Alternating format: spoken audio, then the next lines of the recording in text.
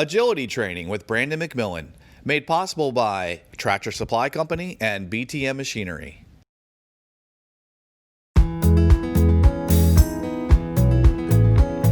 Hi, I'm Brandon Mcmillan for Charleston Animal Society, and today I'm going to show you how to train your dog to do agility, which most likely will blow your friends' minds.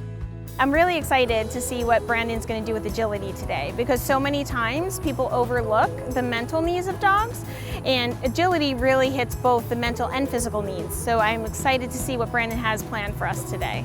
Border Collies are arguably one of the most intelligent breeds and one of the most trainable breeds on the planet by a landslide. You want to teach them high-level tricks and agility and stuff like this because a dog like this, they need a job. And this is one of the easiest ways to teach them to do a job. So when you're teaching a jump, you don't want to put the jump all the way up. You want to start it from the ground where they basically are just walking over it. And we're going to raise it. And the conditioning process is the muscle memory. You just condition them over and over to walk over it. And we go, hop, good. And we go, hop, good. So once they get used to walking over the jump, then you just start inching it up a couple inches at a time. And then eventually they start kind of hopping over it, hurdling over it, until eventually they realize now they have to jump over it. The tunnel can be a little tricky for some dogs. They can be claustrophobic. They can be intimidated by the actual tunnel itself. So what I do is I just take the treat and throw it in there a few inches, get their confidence up 1 inch at a time, till now they're fully in the tunnel. Once they're fully in the tunnel, the rest is easy. Now they can walk all the way through. Good. Once she got halfway through the tunnel, the rest was easy. Then I started throwing the treat all the way through and she was clearing the tunnel effortlessly. Conditioning is the key to any animal training, and you want to condition them slowly. Don't take it to the next level until they're ready. Thankfully, I'm working on Border Collies, so they move at the speed of light. Come on, go on.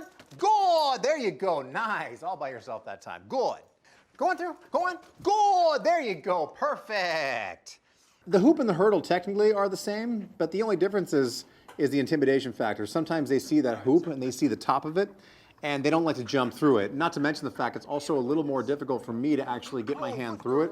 Even though it's kind of the same as the jump, it's a little bit of a different training process.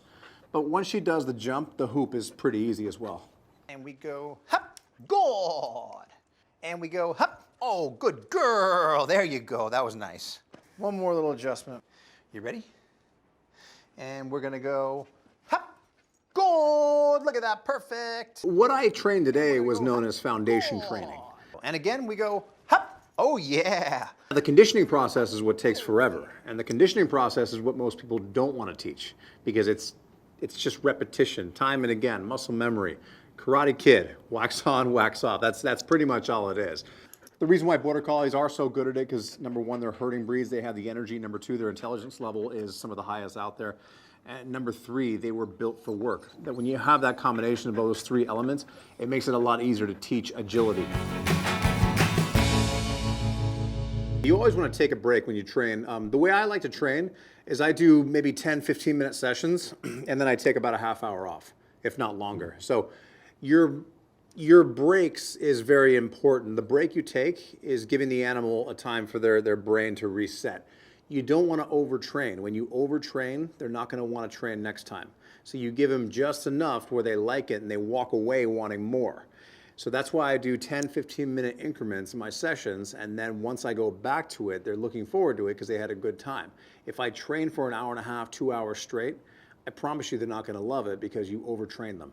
Praise is the holy grail when it comes to dog training. The timing of the praise is important. How you praise is important. What you say is important. Training can often be stressful for a dog. You don't want to give them anxiety when you train, so you have to let the animal know what they're doing right, exactly when they're doing it right. When I train dogs, I'm very animated. People actually make fun of me for it because I actually have a very animated style, but I do that on purpose because I'm letting the dog know exactly what they're doing right, when they're doing it right. Technically, my voice is the clicker without having a clicker on my hand. And we go, hop, good, and get inside, and hop,